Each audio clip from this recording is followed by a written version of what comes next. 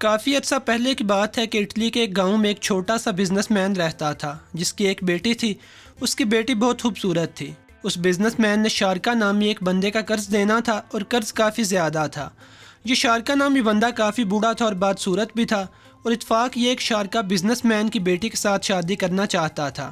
ایک دن شارکا نے business man کے سامنے ایک ڈیل رکھی کہ کس طرح اس کا سارا قرض ختم ہو سکتا ہے۔ شارکا نے بزنس مین سے کہا کہ وہ اس کا سارا قرض معاف کر دے گا اگر وہ اپنی بیٹی کی شادی اس کے ساتھ کر دے۔ اس غریب بزنس مین نے بڑی حقارت سے شارکا کی طرف دیکھا۔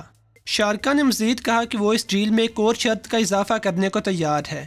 بزنس مین نے اس سے پوچھا کہ وہ کون سی شرط ہے۔ شارکا نے کہا کہ وہ ایک تھیلے کے اندر 2 پتھر ڈالے گا جن میں سے ایک سفید ہوگا اور ایک کالا۔ بزنس مین کی بیٹی آنکھیں بند کر کے اس تھیلے میں سے ایک پتھر نکالے گی۔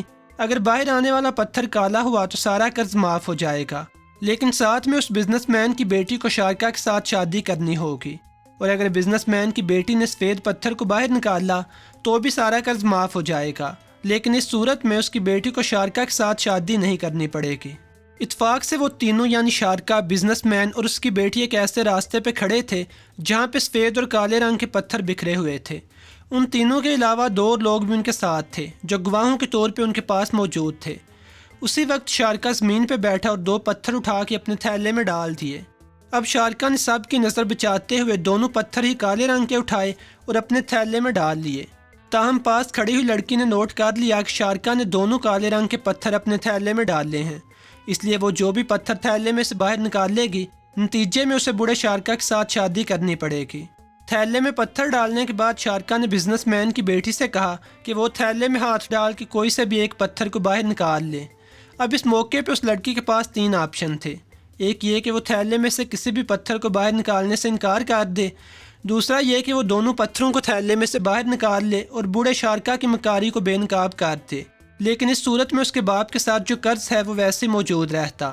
تیسرا آپشن یہ کہ وہ جان بوجھ کے سب کچھ جانتے ہوئے بھی تھیلے میں ہاتھ ڈال کے ایک کالے پتھر کو باہر نکال لے اور اپنے باپ کی آزادی کے لیے اس بدصورت بوڑھے سے شادی کر لے۔ لڑکی نے کچھ دیر کے لیے سوچا، اپنی آنکھیں بند کیں اور تھیلے میں ہاتھ لے جا کے ایک پتھر کو باہر نکالا، اور اس سے پہلے کہ کوئی اس پتھر کو دیکھتا لڑکی نے جلدی جلدی لڑکنے کی ایکٹنگ کرتے ہوئے اس پتھر کو باقی پتھروں کے اوپر گرا دیا اور شارکا سے کہا کہ او ہو، میرا پاؤں پھسل گیا، جس کے لیے معافی چاہتی ہوں، لیکن اگر آپ تھیلے کے اندر دیکھیں تو آپ کو پتہ چل جائے گا کہ میں نے کس رنگ کے پتھر کو باہر نکالا تھا۔ اب ظاہر ہے کہ جو پتھر تھیلے کے اندر باقی بچا تھا وہ پتھر بھی کالے رنگ کا ہی تھا۔ جب تھیلے کو کھولا گیا تو اندر سے کالا پتھر نکلا، جس کا مطلب تھا کہ لڑکی نے جو پتھر باہر نکالا تھا وہ سفید رنگ کا تھا، اور نتیجہ یہ تھا کہ اب لڑکی کے باپ کا قرض معاف ہو جائے گا اور لڑکی کو شارکا کے ساتھ شادی بھی نہیں کرنی پڑے گی۔ دوسری طرف شارکا نے بڑے آرام کے ساتھ اس نتیجے کو قبول کر لیا، کیونکہ اگر وہ نہ کرتا تو اس سے اس کی اپنی مکاری سے پردہ اٹھ جاتا۔ اب کہانی کا مورل یہ تھا کہ ہماری زیادہ مصیبتیں اور ٹینشنیں ہماری اپنی محدود سوچ کی وجہ سے ہمارے سر پہ تنی رہتی ہیں۔ ہم ایک محدود دائرے سے باہر نکل کے سوچتے ہی نہیں۔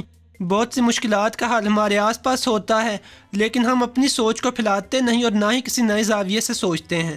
اب اپنی سوچ کے دائرے کو کیسے وسیع کریں، یا کیسے چیزوں یا معاملات کے ڈیفرنٹ پہلوؤں کی طرف دیکھنے کی عادت ڈیولپ ہو سکتی ہے، اس کے لیے کچھ ٹپس یہ ہیں۔ ایک تو اپنے مطالعے کو زیادہ کریں، اور اگر آپ اسٹوڈنٹ ہیں تو غیر نصابی کتابیں بھی پڑھا کریں، اور پھر ڈیفرنٹ جینرز کی کتابوں کا مطالعہ کریں۔ جیسے اگر آپ صرف جاسوسی کہانیاں پڑھتے ہیں تو ساتھ رومانٹک کہانیاں بھی پڑھا کریں۔ اگر آپ معاشرتی کہانیاں پڑھتے ہیں تو سائنس فکشن بھی پڑھ لیا کریں۔ اس کے علاوہ خود اپنی کہانیاں یا نظمیں لکھنے کی کوشش کیا کریں، ڈرائنگ کیا کریں، اور چیزوں یا امیجز کو الٹا کر کے دیکھا کریں، اور اکثر کسی چیز کو الٹی سمجھ سے اپروچ کرنے کی کوشش کیا کریں۔ جیسے اپنے کسی گول کو تصور کریں اور پھر وہاں سے الٹے سٹیپس میں سوچتے ہوئے آئیں اور کڑیاں وہاں تک ملائیں جہاں پہ آپ اب ہیں۔